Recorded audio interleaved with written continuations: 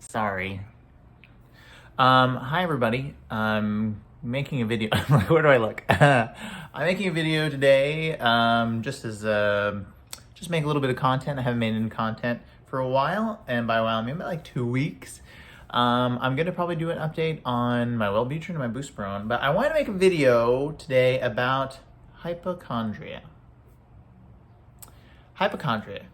That feeling that you're sick all the time. Feeling that you are something like deeply and utterly physiologically, possibly psychologically wrong with you. Definitely psychologically, but generally physiologically. I'm somebody who definitely suffered from hypochondria, but I didn't always suffer from hypochondria. But then suddenly, somewhere in my young adulthood, I started starting to feel like there was always something wrong with me. I mean, just about everything. All kinds of cancer, all kinds of illness, all kinds of neurological disorders. I thought I had MS, I thought I had a brain tumor, I thought I had pernicious anemia, I thought I had so many things wrong with me. And I'd constantly go to the doctors, I'd constantly be stressed. Sometimes I'd wake up just like pretty much wanting to cry because I knew that there was something wrong and I just had to get to the bottom of it, and I hated not knowing what was wrong. And it was very, very stressful. And the weird thing that makes it extra stressful is that there is just this crazy big stigma about being one of these people, about being someone who's always complaining about their well-being, their health, you know. Somebody who's constantly scrolling through WebMD and saying like, I got this or I got that. It's kind of the butt of many jokes. And I know that because I would make jokes about myself that I would do this. I would make jokes that there was always something wrong, that I always felt like there was something wrong with me and that I was crazy. That there was something wrong with me.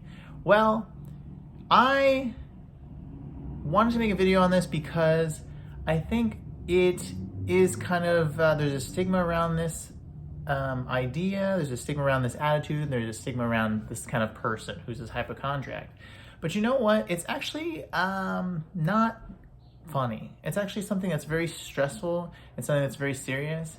And I feel like if you are one of these people that suffers from hypochondria, not to enable you necessarily, or to freak you out, but I think I'm somebody that always thought there was something wrong with them. And finally, I realized that that was a symptom or a manifestation of my depression and my anxiety.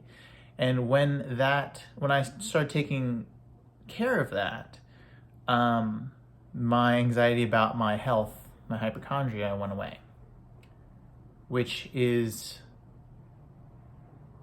life-changing, which is utterly amazing, and also extremely validating, because you think that you are crazy. You think that you're just complaining to complain. You feel like it's all in your head, and you kind of have to give yourself a little credit. You have to give yourself credit because if you don't feel good, you don't feel good. And no one can tell you that you are okay. And it might be a scary journey trying to get to the bottom of what it is that's holding you back, that's making you feel sad or depressed or ill or sick, or giving you some sort of disadvantage or handicap in your day-to-day life. It's a scary journey. It's very stressful, but give yourself credit and don't sort of let the world gaslight you into thinking that you're totally okay and then you have no reason to worry. If you don't feel good, investigate it, but also seek the proper help. Don't take it into your own hands. Don't go on WebMD, first thing in the morning, or be on your phone in the middle of the night trying to look up all your symptoms. It will drive you nuts, and it probably won't get you too far. It'll get you a little far maybe, because maybe you'll be able to sort of triangulate your symptoms and start to understand maybe what is wrong with you. But I think perhaps, and I can only speak from my experience, that more times than not, it is psychological.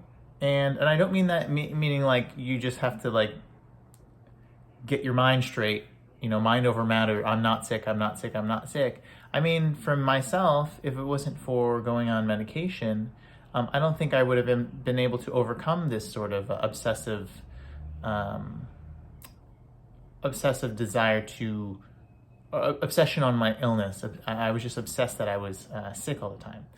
I don't think I could have just like meditated that away, or I did everything. I exercised, I went and saw therapists, I meditated, I did everything I could do to feel better about myself, feel like I wasn't sick, feel that everything was okay, feel confident. But the thing that did it was just the fact that, physiologically there was something, there was an issue with me, and that was my chemical imbalance in my head. Like I just didn't have, my neurochemicals were not popping. And when I finally had that taken care of, or, I don't know if it's taken care of, but when I finally put some work into that, I realized that that was the case. And now I don't feel sick all the time.